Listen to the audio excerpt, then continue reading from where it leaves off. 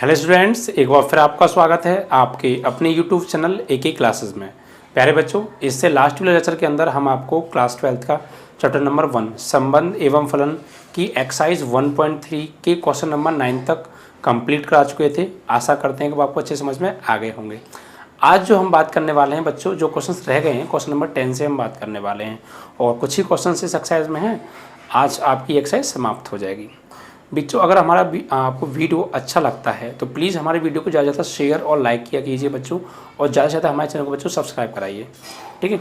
और प्लीज़ आपका हमें इतना प्यार मिल रहा है तो उसके लिए आपके लिए बहुत बड़ा थैंक यू बच्चों, जो कि हमें देख रहा हूँ बच्चों काफ़ी बच्चे हमें सपोर्ट भी कर रहे हैं और उसके लिए आपके लिए बहुत थैंक यू बच्चों, ठीक है। क्योंकि आप ही की वजह से सब कुछ पॉसिबल हो पा रहा है। तो प्लीज़ बच्चों ज़्यादा से ज़्यादा शेयर कीजिए, लाइक कीजिए और हमारे चैनल को ज़्यादा से ज़्यादा बच्चों सब्सक्राइब कीजिए कराइए, ठीक है, जिससे कि हम आपके लिए रेगुलर वीडियोस दे सकें बच्चों। मैं देख रहा हूँ बच्चों कुछ दिन से थोड़ा सा शेड्यूल इधर उधर चेंज हो पा रहा है, थोड़ा सा प्रॉब्लम है। आफ्टर सम टाइम वो प्रॉब्लम समाप्त हो जाएगी, आप टेंशन ना लें। आपके लिए daily videos time to time provide होने वाली हैं और इस चैप्टर की बात तो आपको डेली ही प्रोवाइड होंगी और लॉन्ग वीडियो प्रोवाइड होंगी, उसकी आप टेंशन ना लें बिल्कुल भी। थोड़ा सा मैं देख रहा हूँ बच्चों क्वालिटी की भी आपके लिए समस्या आ रही होगी, तो वीडियो क्वालिटी थोड़ा सा कुछ दिन और इंतज़ार कीजिए प्लीज़। उसके बाद आपको कोई समस्या वीडियो क्वालिटी की भी नहीं आएगी, आपको एकदम क्लियर वीडियो मिलेगी, क्लियरिटी मिलेगी, ठीक है। अभी कुछ दिन के लिए आप थोड़ा सा अपनी क्वालिटी को 360 डिग्री बढ़ा लिया कीजिए, जिससे कि आपको साफ दिखाई दे, ठीक है। आफ्टर सम टाइम आपको अच्छे से क्वालिटी मिलेगी, यही मैं आशा करूँगा, ठीक है बच्चों।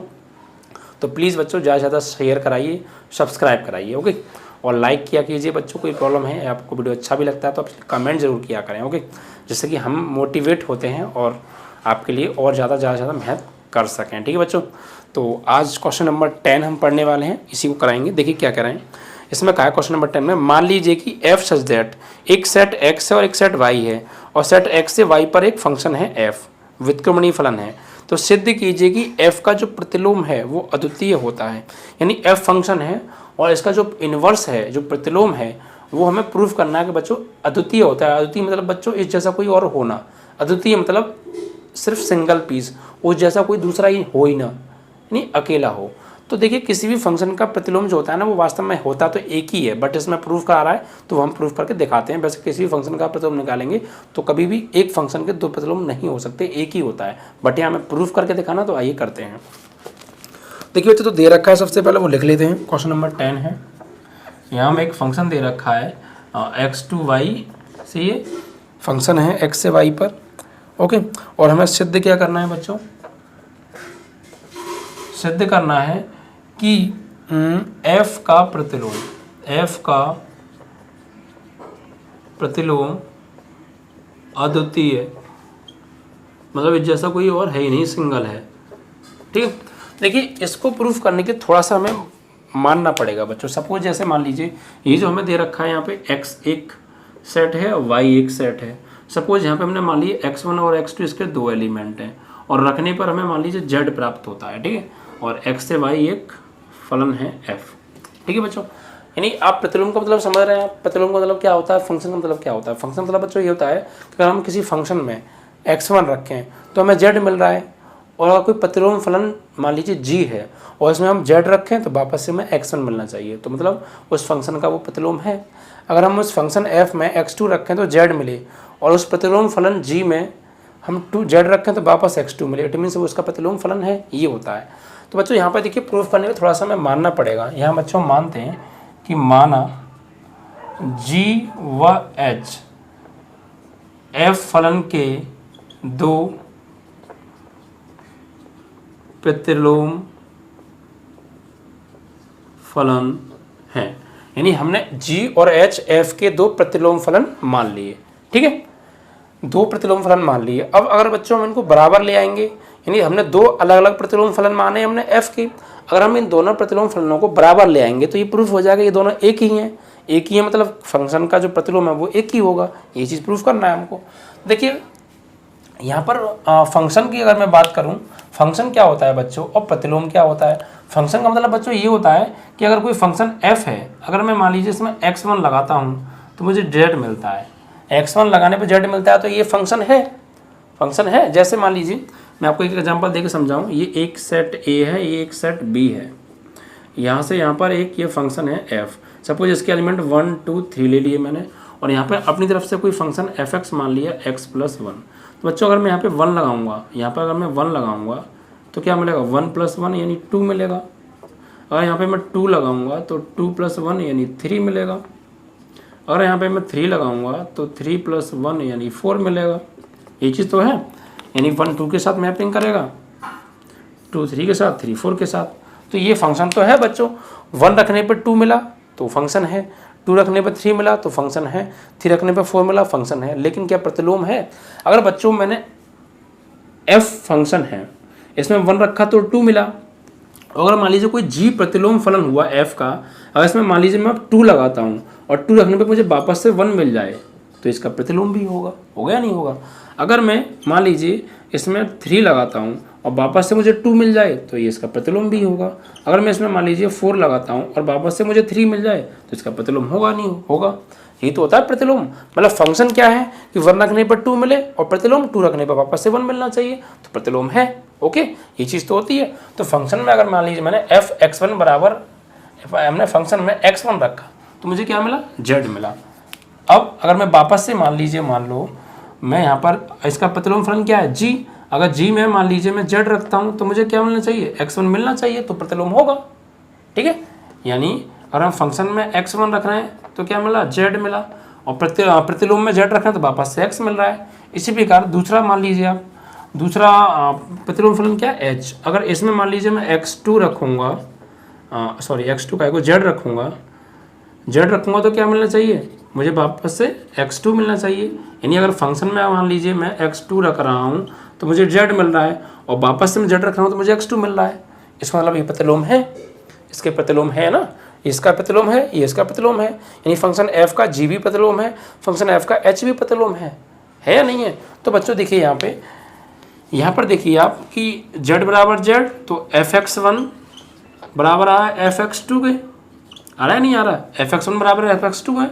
और जब f(x1) बराबर f(x2) है तो x1 बराबर x2 भी होगा, और जब x1 बराबर x2 होंगे बस तो gz बराबर hz भी होगा। तो gz बराबर hz ये बराबर हो गए। ठीक है भाई, जब z बराबर z तो f(x1) बराबर f(x2) और f(x1) बराबर x(2) तो बच्चों x1 बराबर भी x2 हो गया, और जब x1 बराबर x2 हो गया तो gz बराबर hz भी हो गया, और gz बराबर hz हो गया तो इट मीन्स प्रूफ हो गया कि g और h एक ही है। यानी ये हमने प्रतिलोम फलन नहीं तो माने थे दो अलग अलग h और g, और दोनों बराबर आ गए, मतलब दोनों एक ही हैं। तो इससे प्रूफ हो गया कि किसी भी फंक्शन का प्रतिलोम एक होता है। अतः फलन f का प्रतिलोम अद्वितीय होगा। ठीक है बच्चों, ये इस तरीके से आपका क्वेश्चन समाप्त हुआ। ठीक है, तो ये क्वेश्चन थोड़ा सा पूरा का पूरा लेट करके आपको करना था, मान कर करना था, और थोड़ा सा समझने की ज़रूरत थी इसको। ठीक है, बस आपको कंसेप्ट ये पता होना चाहिए कि यार फंक्शन क्या होता है और उसका इन्वर्स क्या होता है। फंक्शन कोई एलिमेंट रखने पर हमें और दूसरा एलिमेंट मिल रहा है तो उस दूसरे एलिमेंट रखने पर वापस में पहला एलिमेंट मिलना चाहिए, तो वो उसका प्रतिलोम हो जाता है। ठीक है, अब देखिए क्वेश्चन नंबर बात करते हैं हम 10 के बाद 11 की बच्चों। ठीक है, तो 11 में देखिए बच्चों क्या है, 11 में जो हमें पहले दे रखा है उसे पढ़ लेते हैं। इसमें बच्चों हमको दिया है कि f सच दैट 1, 2, 3 से एक सेट है 1, 2, 3, और उससे दूसरे सेट पर क्या है, एक फंक्शन है a, b, c, और f1 की वैल्यू बराबर a है, f2 की b है, f3 की c है। द्वारा प्रदत्त फलन f पर विचार कीजिए, f इनवर्स ज्ञात कीजिए और सिद्ध कीजिए कि f इनवर्स का होल इनवर्स बराबर f होता है। यानी किसी फंक्शन का प्रतिलोम वापस से ही फंक्शन होता है, ये हमें प्रूफ करना है। तो चलिए जो दे रखा है सबसे पहले वो लिख लेते हैं। तो 11 क्वेश्चन है, इसमें हमें दे रखा है f सच दैट 1, 2, 3 से a, b, c। ठीक, और f1 की जो वैल्यू है वो a है, f2 की जो वैल्यू है वो b है, f3 की जो वैल्यू है वो c है। ठीक है, और हमको एक क्या करना है, तो f इनवर्स ज्ञात करना है, और हमें ये भी सिद्ध करना है कि f इनवर्स का होल इनवर्स बराबर होगा f के। यानी किसी फलन का इन्वर्स का होल इन्वर्स उसी फलन के बराबर होता है। ये चीज़ हमें प्रूफ करनी है। चलिए, बहुत सिंपल है, बहुत सिंपल कंसेप्ट से समझाऊंगा, टेंशन मत लीजिएगा। जैसे ये क्वेश्चन समाप्त होगा आप कहेंगे सर वास्तव में बहुत सिंपल तरीके से आपने समझाया। देखिए, सबसे पहले हम करने क्या वाले हैं, एक्चुअली है क्या। देखिए, हम इसका एक्चुअली अगर हम बात करें, इसका क्रमित युग्म बनाएं, क्रमित युग्म, इस फलन का अगर हम क्रमित युग्म बनाएं तो क्या बनेगा बच्चों। यानी देखिए 1 रखने पे a मिल रहा है, तो 1 रखने पे a मिल रहा है, तो 1, a है बच्चों, ये 9 लगे आपको, ठीक है। और 2 रखने पे b मिल रहा है, तो 2, b, और 3 रखने पे c मिल रहा है, तो 3, c। तो ये इस फंक्शन का क्रमित युग्म बन गया, ठीक है। तो ये क्या बच्चों, ये एक फलन है, ये फलन नहीं तो हो गया भाई। फलन क्या है, 1 रखने पे a मिला, 2 रखने पे b मिला, 3 रखने पे c मिला, तो ये एक फंक्शन है। अगर इस फंक्शन का मैं प्रतिलोम निकालूं तो क्या निकलेगा बच्चों। प्रतिलोम क्या होता है भाई, 1 रखने पे a मिला तो a रखने पे 1 मिलना चाहिए, तो इसका प्रतिलोम हो जाएगा। 2 रखने पे b मिला तो b रखने पर 2 मिलना चाहिए, 3 रखने पर c मिला तो c रखने पर 3 मिलना चाहिए, तो प्रतिलोम आ जाएगा। तो इसका इन्वर्स क्या होगा बच्चों, f इन्वर्स कैसे निकालेंगे हम, तो f इन्वर्स क्या हो जाएगा, जो डोमेन है वो रेंज बन जाएगा, जो रोमेन है जो रेंज है वो डोमेन बन जाएगा। यानी 1 रखने पे a मिला तो a रखने पे 1 मिलना चाहिए, 2 रखने पे b मिला तो b रखने पे 2 मिलना चाहिए, 3 रखने पे c मिला तो c रखने पे 3 मिलना चाहिए। ये क्या आ गया, इसका इन्वर्स आ गया। ये तो इसका इन्वर्स हो गया ना, इस f का इन्वर्स ये हो गया, ठीक है। अब देखिए, तो f इन्वर्स पूछा था, f इन्वर्स आ गया। अब हमें प्रूफ क्या करना है कि f इन्वर्स का whole inverse is equal to f। तो यहाँ से बच्चों LHS ले लीजिए, आप क्या ले लीजिए, LHS। तो अब देखिए बच्चों, यहाँ पर एक्चुअली हम क्या करेंगे, सबसे पहले f इन्वर्स का होल इन्वर्स निकालना है। तो सबसे पहले आप क्या कीजिए बच्चों, ऐसा कीजिए, ये मत लिखिए आप ना, दोनों को बराबर लाना है आपको।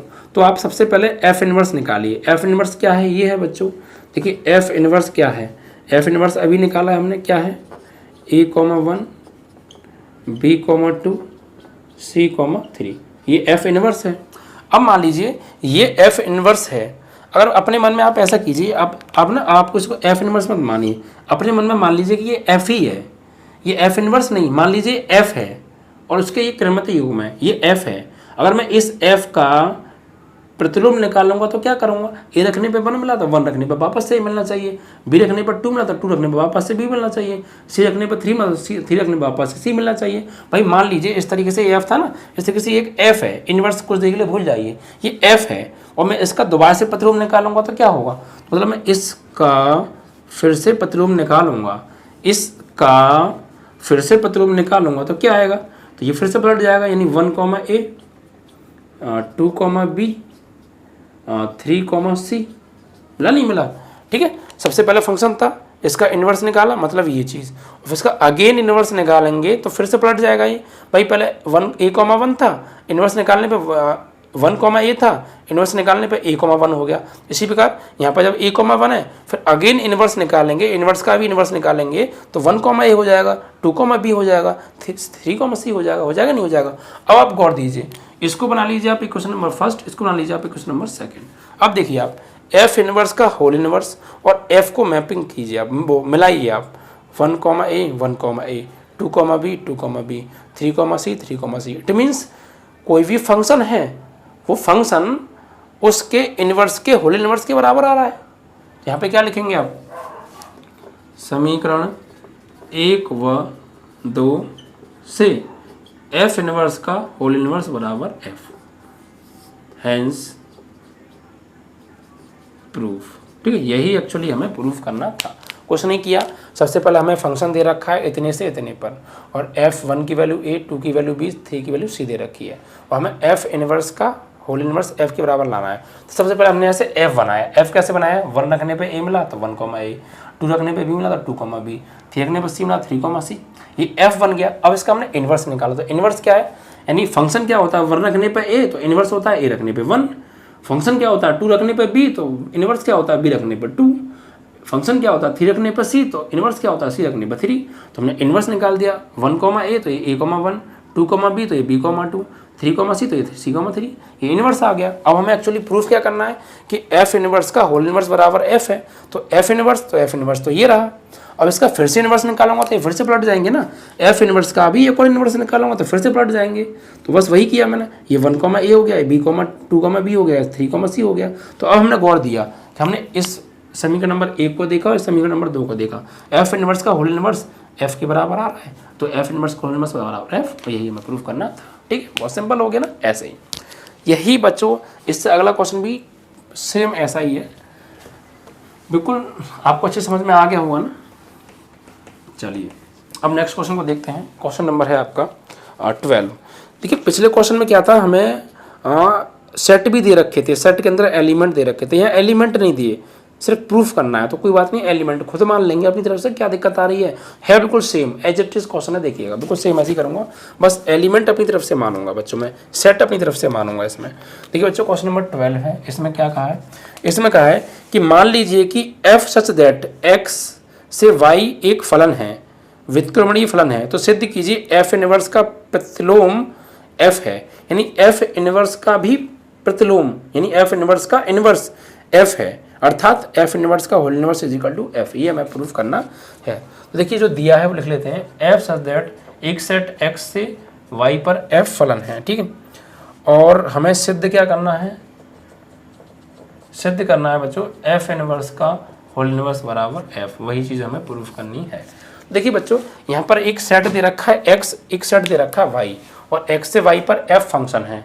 तो क्या करेंगे, जैसे मान लीजिए यहाँ पे हम मान लेते हैं माना ये मान लीजिए बच्चों एक्स हो गया आपका और ये आपका वाई हो गया, और यहाँ पे सपोज आप मान लीजिए कि स्मॉल एक्स वाई जेड और ये ए बी सी, ठीक है, यानी एक्स रखने पे ए मिल रहा है, वाई रखने पे बी मिल रहा है, जेड रखने पे सी मिल रहा है, लेट कर लिया हमने, ठीक है, और ये एक्स से वाई पर एक फंक्शन है एफ। ओके, तो अब देखिए बच्चों अगर मैं यहाँ से फंक्शन बनाऊंगा, ये मैंने मान लिया इस तरीके से, यानी ये इस तरीके से मान लिया कि एफ सच दैट ये एक्स से वाई पर तो है, और ये हमने मान लिया X Y Z to A B C, जैसे पिछले सवाल में था ना वैसे ही, बस ये चीज़ मान रहे हैं अपनी तरफ से, माना। और फिर यहाँ पे क्या होगा, यानी एफ एक्स की वैल्यू क्या होगी बच्चों ए, एफ वाई की वैल्यू क्या होगी बच्चों बी, एफ सी की वैल्यू क्या होगी बच्चों, एफ जेड की वैल्यू क्या होगी बच्चों सी। ये चीज़ सब हम मान रहे हैं, ठीक है। तो अब देखिए बच्चों यहाँ से फंक्शन बनाएंगे तो क्या होगा, तो फलन जो होगा वो ये होगा बच्चों कि आपका x रखने पे a मिल रहा है तो x, a, y रखने पे b मिल रहा है तो y, b, z रखने पे c मिल रहा है तो z, c। तो ये क्या हो गया बच्चों, फंक्शन हो गया। इसको आप समीकरण नंबर 1 बना लीजिए। अब इसका प्रतिलोम निकालिए, यानी f इनवर्स, तो क्या होगा a, x, b, y, c, z, ये का इनवर्स हो गया। अब इस मतलब इनवर्स का फिर से इनवर्स निकालिए आप, तो f इनवर्स का भी फिर से इनवर्स, तो सपोज ये एक f है, इसका इनवर्स निकाल रहे हैं तो क्या होगा, वही x, a, y, b, z, c।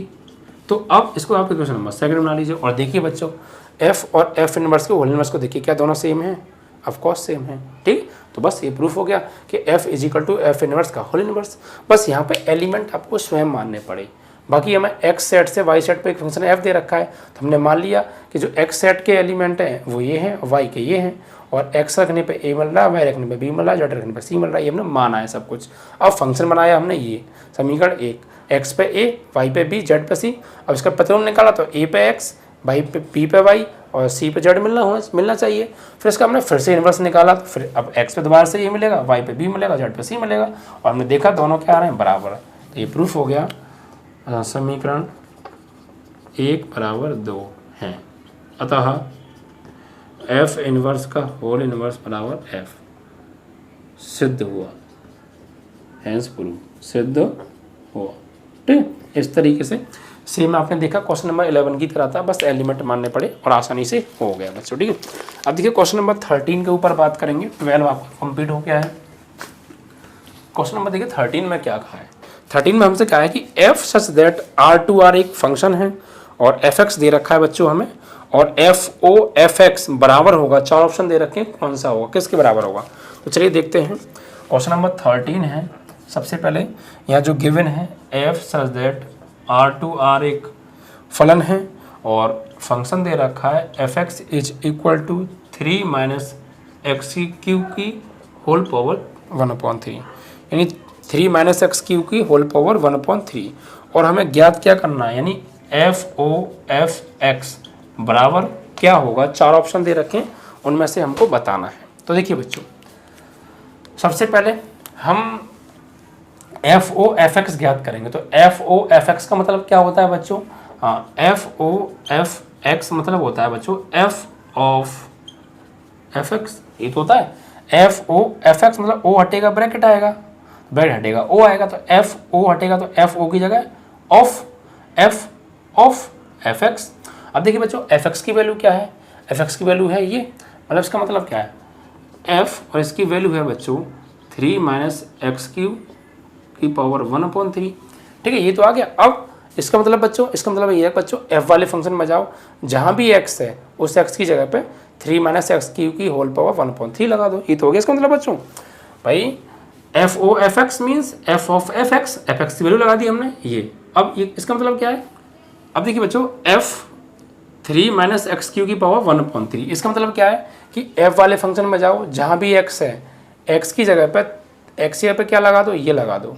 F वाले फंक्शन में जाओ, जहाँ भी एक्स है एक्स की जगह पे ये लगा दो, तो लगा दीजिए इसमें। देखिए बच्चों, एक्स की जगह पे लगाना सिर्फ, तो यहाँ पर देखिएगा ये 3 माइनस एक्स की जगह क्या लगाने वाले हैं? ये पूरा का पूरा मान, तो लगा दीजिए। तो एक्स की जगह पर हम लगाएंगे यहाँ पर बच्चों पूरा का पूरा मान, यानी 3 माइनस एक्स क्यूब की पावर 1/3। ये हमने किसकी जगह है? सिर्फ एक्स की जगह लगाया है ये पूरा मान, और ऊपर से एक्स का क्यू, तो इसका क्यू कर दीजिए आप, इसका भी क्या कर दीजिए आप? क्यू कर दीजिए। ठीक है, और ऊपर से पूरे का 1/3, तो पूरे का 1/3 मतलब पूरे का 1/3, यही तो हमने किया। 3 का 3, एक्स की जगह ये टोटल मान, ये टोटल मान, ये टोटल मान एक्स की जगह एक्स से लगा दिया ये टोटल मान, और फिर एक्स का भी क्यू हो रहा है तो उसका क्यू कर दिया, फिर पूरे का 1/3 तो पूरे का 1/3। अब देखिए इससे ये कट गया बच्चों, आगे सॉल्व करेंगे इसको, तो 3 तो है, माइनस का अंदर करेंगे तो -3 और minus minus plus x Q. ठीक है, और ऊपर से पावर कितनी आ रही है? 1/3, तो इससे ये कट गया बच्चों, तो एक्स की पावर क्यू की पावर 1/3 और इससे ये कट गया, तो फाइनली क्या आ गया बच्चों? एक्स आ गया। अब चेक करिए कौन सा ऑप्शन है, तो बच्चों सी ऑप्शन आपका ठीक है, सी ऑप्शन इज करेक्ट। सी में एक्स हमें दे रखा है। फिर से एक बार समझते हैं, एफ सच दैट R2R दे रखा है। ओके, अब देखिए, और हमें ये दे रखा है एफ एक्स इजिकल टू ये। अब हम निकालना है एफ ओ एफ एक्स, तो हमने क्या किया? F O F X means क्या होता है? F of F X. अब एफ एक्स की हमने वैल्यू लगा दी ये वाली। ठीक है, अब इसका मतलब क्या है कि एफ वाले फंक्शन में जाओ, जहाँ भी एक्स है एक्स की जगह ये वाली वैल्यू लगानी है। तो हमने 3 का 3 रखा, यहाँ एक्स है तो एक्स जगह ये पूरा मान लगाया, और फिर ऊपर से एक्स का क्यू तो इस मान का भी क्यू, और फिर पूरे की पावर 1/3 तो 1/3, इससे ये कट गया। फिर माइनस का अंदर हमने किया -3 और माइनस माइनस प्लस के एक्स क्यू और की होल पावर 1/3, इससे ये कट गया, तो एक्स क्यू की पावर 1/3, क्यू से क्यू कट गया, 1/3 से नीचे पर 3 से ऊपर 3 कट गया, तो एक्स आ गया, और ये ऑप्शन नंबर सी में है। तो इस तरीके से आपका ये क्वेश्चन 13 भी समाप्त हो गया। अब लास्ट क्वेश्चन और बचता है आपका 14 बच्चों। ये भी बहुत सिंपल है। देखिए इसमें देखिए ज़्यादा जो इतना सारा मैटर रखा है ना उस पर आप फोकस मत कीजिएगा, सिर्फ जो काम की चीज़ है उस पर ध्यान दीजिए। इसमें क्या है, मान लीजिए कि एफ एक्स बराबर दे रखा है, एफ एक्स बराबर हमको दे रखा है 4x/3x + 4। ठीक है, और बाकी ये रिलेशन वगैरह दे रखे हैं एफ से जेड R -4/3 से R पर। ठीक है, प्रूफ क्या करना है कि एफ का प्रतिलोम यानी प्रतिचित्रण ज्ञात हमको करना है। देखिए प्रतिलोम क्या होता है? प्रतिलोम होता है जैसे हम जो है वो निकालते थे आपका प्रतिलोम निकालने के लिए, जैसे हम सबसे पहले 1 चेक करते थे और फिर ऑन टू चेक करते थे। जो ऑन टू में कंडीशन मिलती है वही तो प्रतिलोम होता है, तो ऑन टू निकालते हैं, इसका डायरेक्ट ऑन टू निकाल दीजिए आप इसका। तो ऑन टू कैसे निकालते हैं? इसकी जगह y मान लेते हैं 4x/3x + 4, फिर क्रॉस मल्टीप्लाई, यहाँ से x का मान y के टर्म्स में निकालिए, तो इसका गुणा इसमें करेंगे तो 3xy और ये 4y बराबर इधर 4x। तो अब क्या करेंगे बच्चों, अब इसके जी इस 3xy को उधर ले जाइए, तो ये 4y = 4x, ये जाएगा उधर तो माइनस के 3xy, तो 4y = यहाँ से x कॉमन आ रहा है तो 4 - 3y बचा। अब इसको आप डिवाइड में भेज दीजिए, यानी x की वैल्यू आ जाएगी आपकी डिवाइड में आ जाएगा, तो ये 4y/4 - 3y = x। देखिए यहाँ पे x है तो यहाँ x आ रहा है, और यहाँ y है तो ये एक्चुअली fy हो जाएगा ना, ठीक है। तो लेकिन हमें इसका इन्वर्स दे रखा है बच्चों, एक्चुअली क्या दे रखा है, इसका जो इन्वर्स है f का जो प्रतिलोम है वो हमें g दे रखा है। तो यहाँ से g इन्वर्स y क्या हो जाएगा, यही हो जाएगा आपका 4y/4 - 3y, ठीक है। यही हमारा क्या है, यही हमारा ऑन टू है, और ऑन टू की कंडीशन ही हमारा क्या होती है, आपका जो है इन्वर्स होता है। तो देखिए बच्चों ऑप्शन में क्या आ रहा है, जी इन्वर्स वाई या जी वाई बोल दो, ये देखिए इन्वर्स लगा दिया है, कहीं कहीं नहीं लगाते कोई दिक्कत नहीं है, आप हटा भी सकते हैं 4y/4 - 3y। तो यही हमारा ऑप्शन नंबर बी करेक्ट है, option number B is correct, ठीक। फिर से क्वेश्चन समझाते हैं क्या किया हमने, क्या किया डायरेक्ट हमने क्या निकाला, ऑन टू निकाला, तो इसकी जगह y मान लेते हैं, फिर क्रॉस मल्टीप्लाई करते हैं, फिर हमने यहाँ से क्या करते हैं x का मान y के टर्म्स में, तो x का मान y के टर्म्स में आ गया। अब ये fy है, अब एक्चुअली हमें इसका इन्वर्स दे रखा है g है, तो फिर g इन्वर्स y क्या हो जाएगा, ये चीज़ f ना दे के g दे दिया तो g ले लेंगे, कोई दिक्कत नहीं है। देखिए इन्वर्स लगा भी सकते हैं, हटा भी सकते हैं, कोई प्रॉब्लम नहीं है। वैसे वहाँ पे उसने g को प्रतिलोम कह दिया, तो फिर यहाँ पे इन्वर्स लगाने की कोई आवश्यकता नहीं है, और लगा देंगे तब भी कोई समस्या नहीं है, आप चाहें तो हटा भी सकते हैं। तो GY = ये आ गया, और यही आपका ऑप्शन नंबर बी में है बच्चों। तो इस तरीके से आज आपकी एक्सरसाइज 1.3 समाप्त हुई। आपने देखा कि 1.3 में जितने भी क्वेश्चन थे, 14 क्वेश्चन थे, हर सवाल को हमने कितने सिंपल तरीके से पढ़ा, किसी सवाल में आपको कोई समस्या ही नहीं आई। आने वाले चैप्टर्स में भी ऐसी कोई भी समस्या आपको नहीं आने वाली। तो प्लीज़ ज़्यादा से ज़्यादा हमारे बच्चों वीडियो को शेयर कीजिए, लाइक कीजिए, और प्लीज़ ज़्यादा से ज़्यादा सब्सक्राइब कराइए, ठीक है बच्चों। और एक बात मैं आपको पत्ते की बता दूँ, देखिए वीडियो को ना पूरा देखा कीजिए, शुरू से लेकर लास्ट तक, और रेगुलर वीडियो देखिए बच्चों। मैं गारंटी देता हूँ आपको कोई भी क्वेश्चन कैसा भी परेशान नहीं कर सकता आने वाले चैप्टर्स में भी, ठीक है। और आपके 90+ आराम से आ जाएंगे, ठीक है बच्चों। तो आज के लिए सिर्फ इतना ही। जय हिंद, जय भारत।